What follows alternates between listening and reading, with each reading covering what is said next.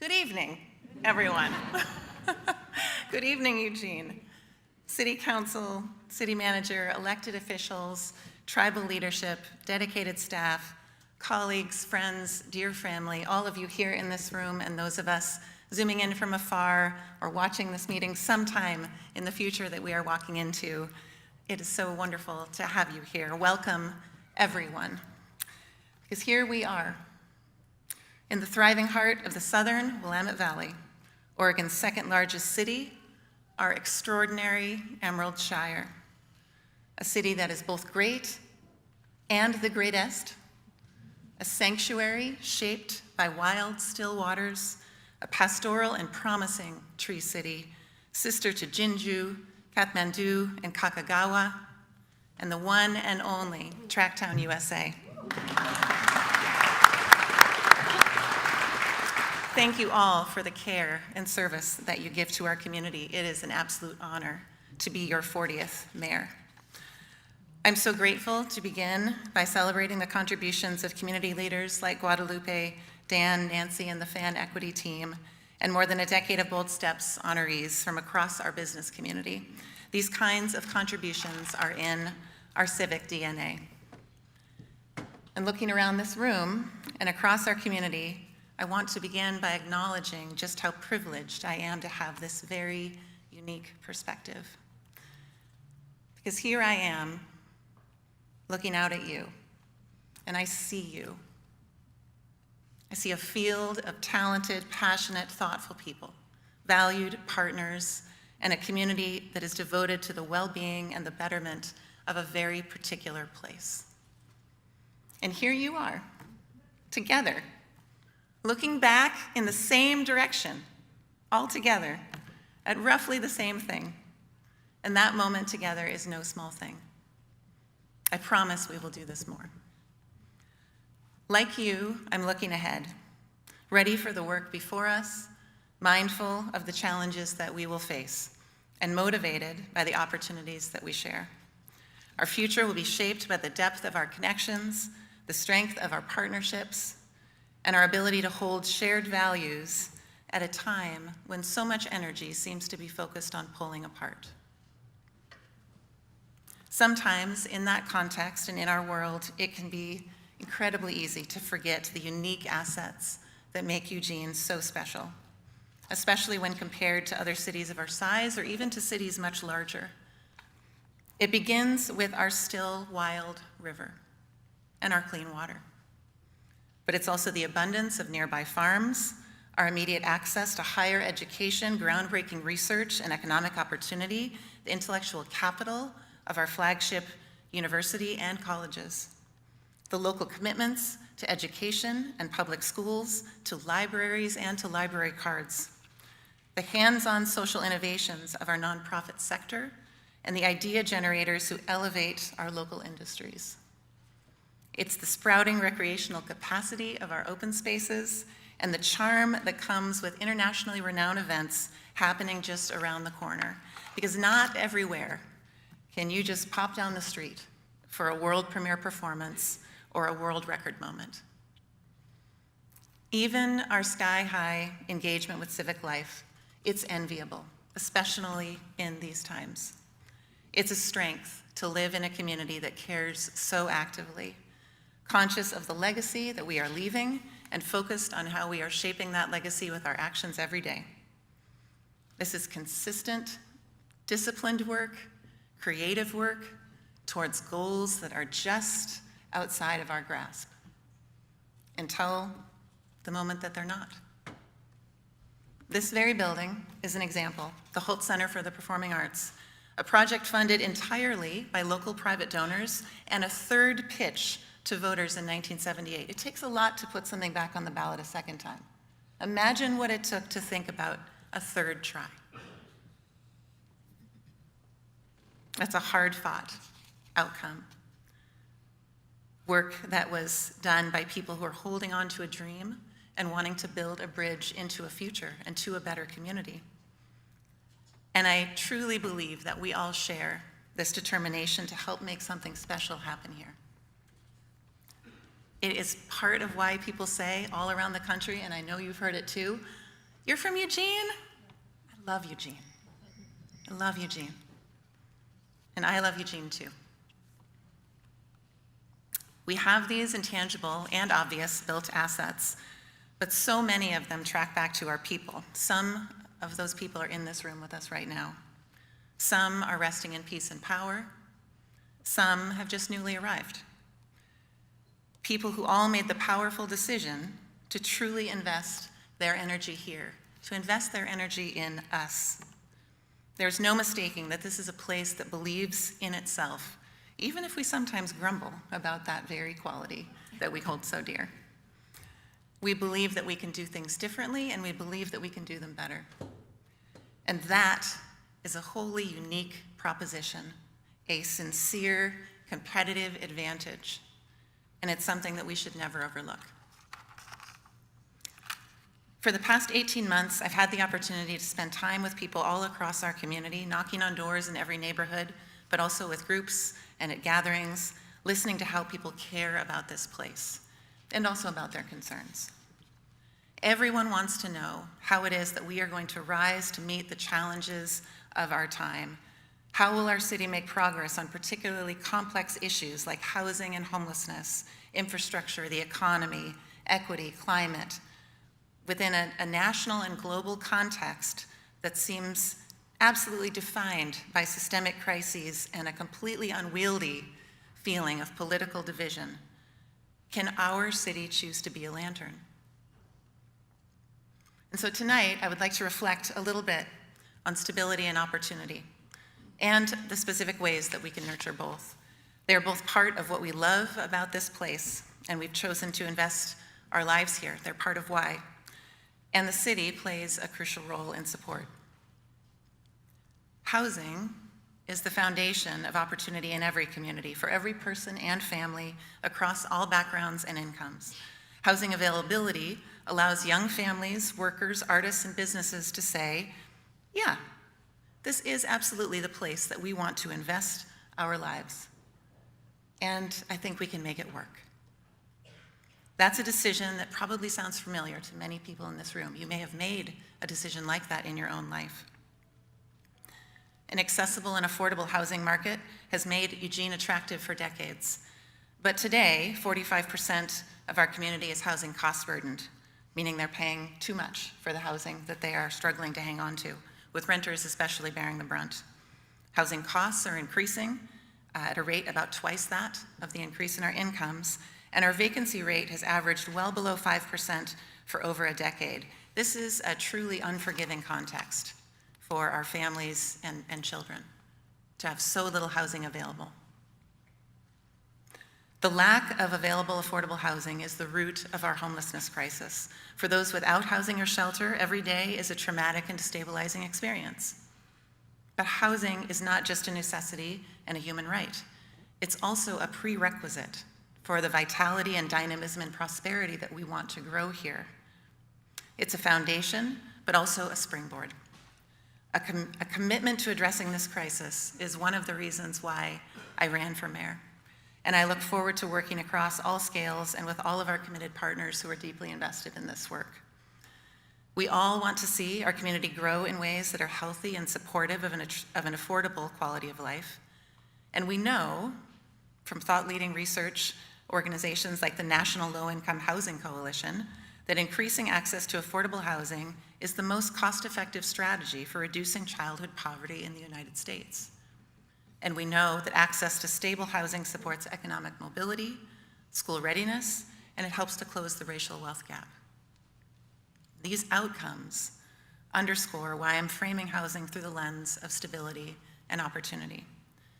They represent all that we gain as a community when we commit to improving our housing options. For example, the housing reform work that Eugene undertook to design our middle housing code has been recognized as one of the most significant steps towards racial justice and housing justice in our entire history.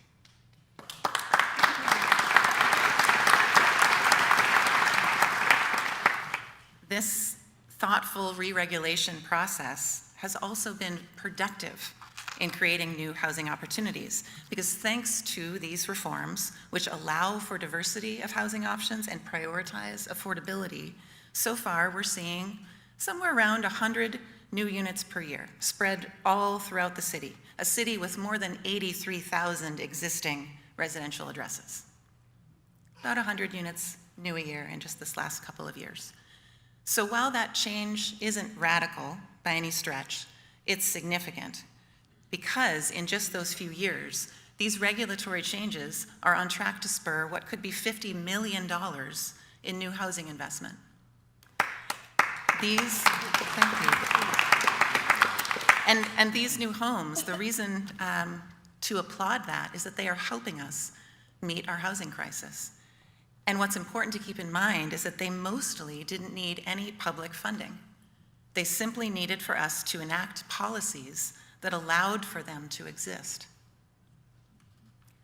At about that same time, we also created the Affordable Housing Trust Fund in just these last few years to support the construction of new affordable housing.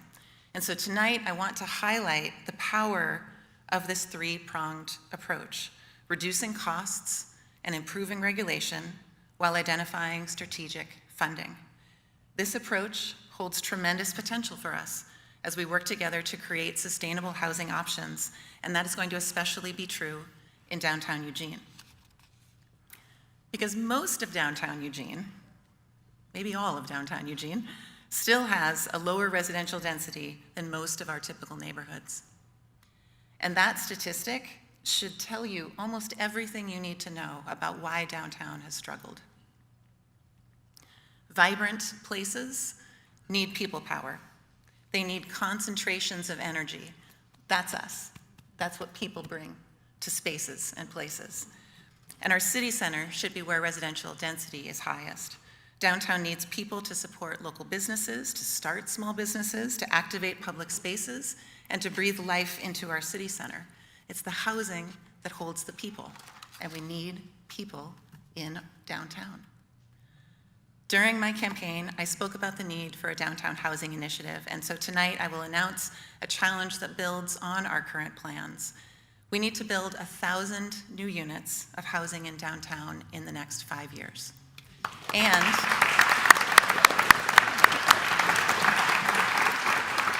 we need at least 200 of those units to be in the downtown core. This is double our current housing production rate and also a huge challenge because 0 units of housing have been built in the downtown core in the past 5 years. And the shift in the trajectory that we are on is the work that we have before us. That's the work that we need to do. It's that first step and push. So to meet this goal, the city will need to identify multiple new housing development sites each year, reform our processes to reduce cost and time, and ensure that downtown has the public safety support that it needs. We will need to continue to work as an effective partner to bring financial tools to the table and to look for ways that the city can partner with housing developers, both affordable housing developers and market rate housing developers, and the developers who are doing both. I'll support aligning resources to our housing needs, and I'll work with City Council and staff to communicate our citywide strategies for supporting housing production. I know that our City Council cares deeply about this work because this work helps us economically, environmentally, and socially, and council actions from 2024 and years prior are all on this same trajectory, same set of ideas about working to improve our city center. And 1/2 acre at a time, we will repair downtown and re-inhabit our downtown core with new neighbors and the social life of cities. This kind of initiative will deliver the housing we need, but it will also support local jobs, spur economic development, and model sustainable growth, because we are always doing more than one thing at a time, even when that work looks like it is just one step. As we're meeting our housing goals, Eugene will also be growing into a safer, greener, and more beautiful city. As an architect and urban designer, I care deeply about how we build our community. I'm looking at it all the time. And how we design and shape our city impacts people for generations. Eugene has long been listed among the most livable cities in our country, and our green spaces and parks and trails are a huge part of the reason why. Our Parks and Open Space Network, the expansion of conservation areas, and the visionary plans for our Ridgeline and Riverside open space systems, these are all amazing examples of generational investments in this place and of the power of a community that sees itself as part of a larger legacy. But in most cities, public streets, make up 80% of all public space. And the beauty of our public streets should live up to the beauty of our parks and open spaces. They're very different spaces with very different sets of needs, but the design of our streets and sidewalks support our quality of life and our connections to each other. Their quality and connectivity support friendships, economic development, and public health. People who live within walking distance of a park and have a safe route to walk there, they live longer, happier, healthier, and less stressed lives.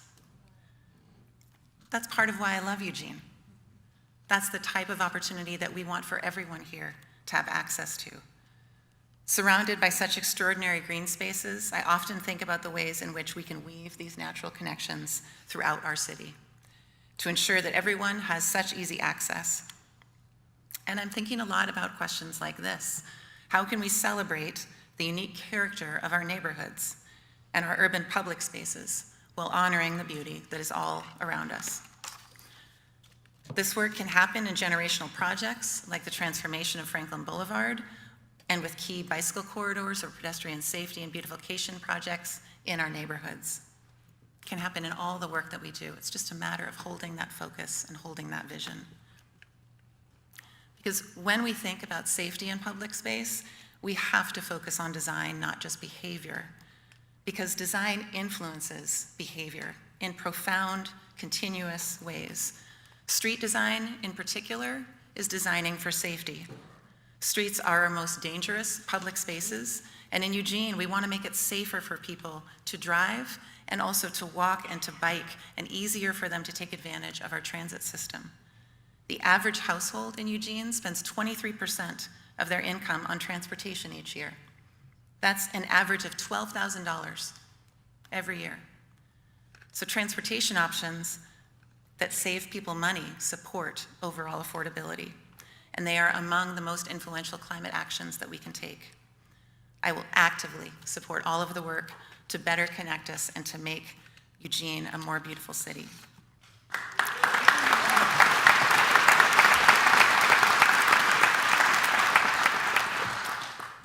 Of course, our public spaces must also be safe and accessible to everyone.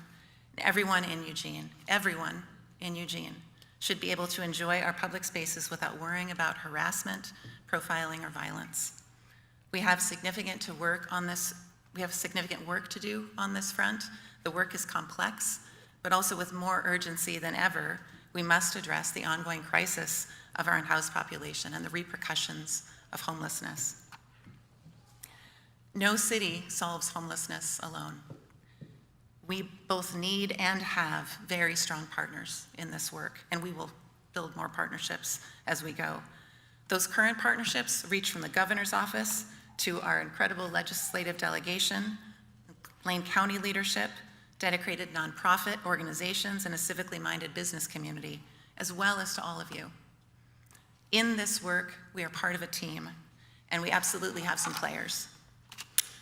The outcomes that Lane County delivered with Governor Kotek's first round of all-in funding were literally off the charts, surpassing every goal. More than 1,900 people stabilized in their housing, 244 households permanently housed, more than 300 new emergency shelter beds provided.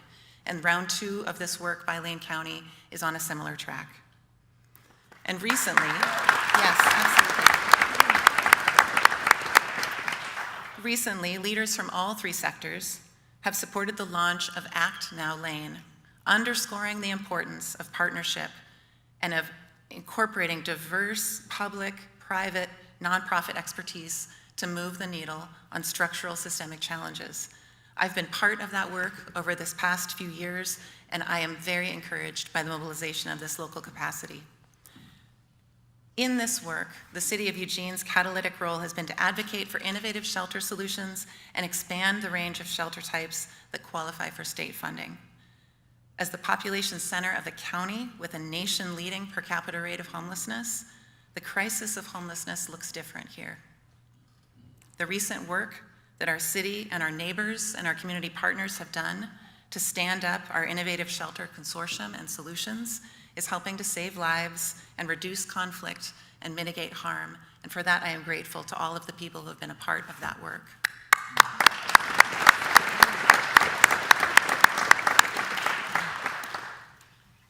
We know that homelessness is a housing problem. But as we build the housing we need, shelter is an important supporting step. In this coming session at our legislature, I will advocate for state funding to stabilize our shelter capacity, and I will be part of our city's efforts to inform a statewide comprehensive framework for homelessness. That is part of how we do this work together.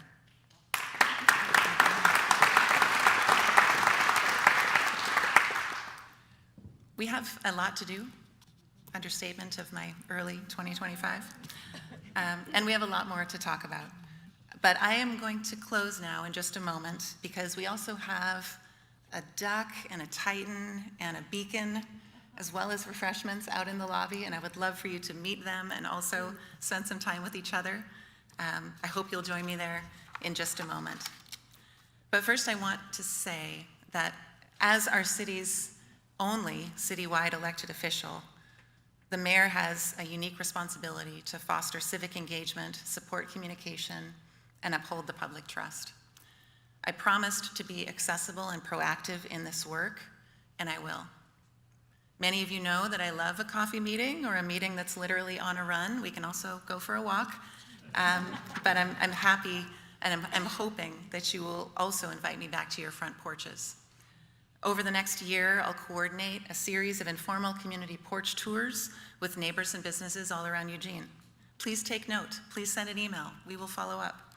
These meetings will be a chance for us to connect and for me to hear your thoughts about the most important issues that are facing you where you live and work. I loved the experience of talking with people at their front doors in this last year and a half. It's incredibly gracious sharing that so many people in our community chose to do. In addition to this work, I will continue to champion models of equitable engagement and approaches that ensure that we're hearing from a representative cross-section of our community. This innovative approach to community involvement gives us a richer and more diverse picture of our needs, which helps our solutions to be better. So you'll also see me share regular updates on weekly events and public meetings, and you'll see stories of our work from all around the city. Accessibility is a priority on my calendar, and as mayor, I hope to get to know you better in these months and years ahead. And through me, I hope that you will feel that you know your city better.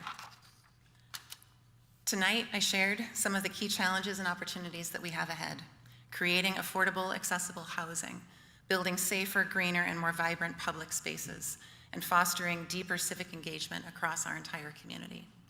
These priorities will guide us as we work together to shape a future that is rooted in equity and sustainability and connection to each other.